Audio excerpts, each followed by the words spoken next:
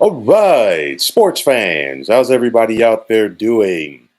William Martin coming at you one more time here on YouTube with another edition of the 300 Pounds of Sports Knowledge Podcast. Now, for anyone who watched the Washington franchise during the 1980s and 1990s, of course, they were operating under a different name at that time. You knew that Darrell Green was one of the premier cornerbacks in the National Football League. And, he was a true shutdown corner with elite speed. And he is one of the best cornerbacks who have ever played in the National Football League.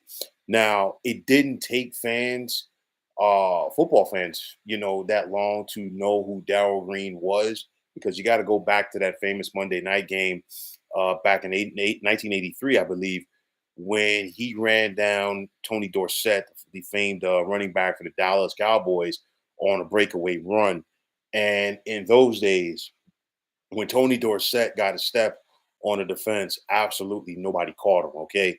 So Green was one of the greatest players to ever play in the NFL. You're talking about an athlete's athlete, arguably the fastest man in the NFL for so many years with his elite speed. We saw him even in his 30s, okay, late 30s, covering some of the great wide receivers that the National Football League had at that time. And of course, when it was all said and done, Green was a surefire first ballot Hall of Famer back in 2008.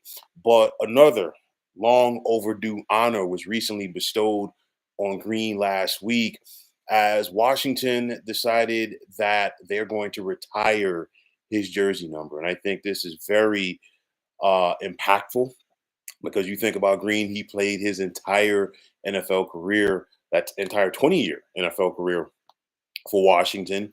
And it's one of those where he's going to join some elite company as the only players to have their jersey retired by the franchise. You think this Washington franchise goes back to 1932. And of all of the great players that they've had over the years, only Slinging Sammy Baugh, Sean Taylor, Sonny Jurgensen, and Bobby Mitchell are the only players to have had their numbers retired by the franchise. And now Green is going to fall into that category as well. And it's one of those where, with football, it's a little bit trickier. It's not like basketball or baseball where we see a lot of numbers retired. Of course, clearly you have more players on a football team. You keep numbers in circulation. Sometimes teams take certain numbers out of circulation. Washington has done that with other players as well. But nonetheless, to have Darrell Green, get this honor, it's something that definitely, has to be talked about, in my opinion. Like I said, a true shutdown corner, and maybe he wasn't as flashy off the field as maybe a Deion Sanders was like during that time, but he was also extremely effective, a true shutdown corner. You figure his last year in the NFL, 2002, at the age of 42, was the only year that Darrell Green did not record at least one interception in the season. And of course, he finished his Hall of Fame career with 54 of them.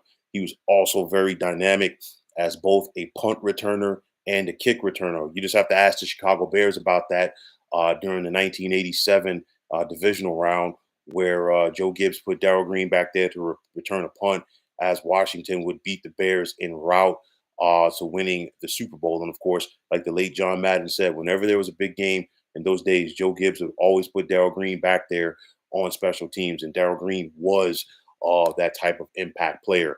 But getting back here to the present, and of course, the Washington Commanders have a new ownership group that is led, of course, by Josh Harris. Josh Harris grew up as a fan of this team. And then on top of that, he is attempting to change the culture because this franchise has had a losing culture for a very long time. Brick by brick and piece by piece, Josh Harris is attempting to change that.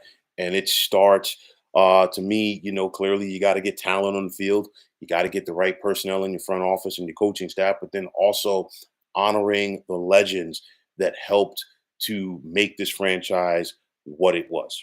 Okay. And you think about it, Darrell Green was one of the greats, and of course, he was an impactful player for those championship years. He helped.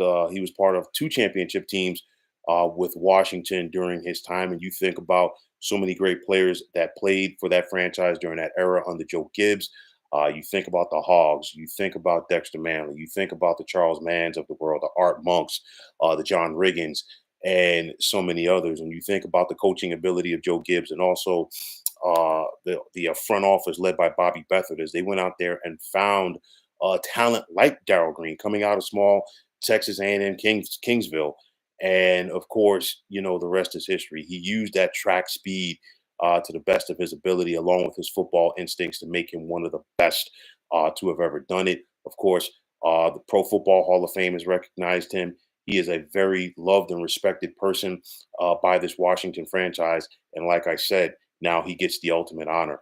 Don't know Darrell Green personally, of course, but you've never really heard, or you've never heard anybody have anything bad to say about this man.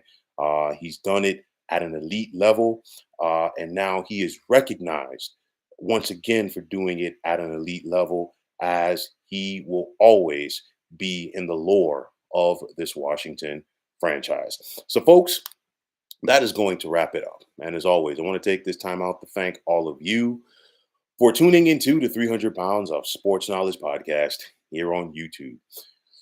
Like I said, like I always say, if you like what you heard and saw on this podcast, please feel free to like it.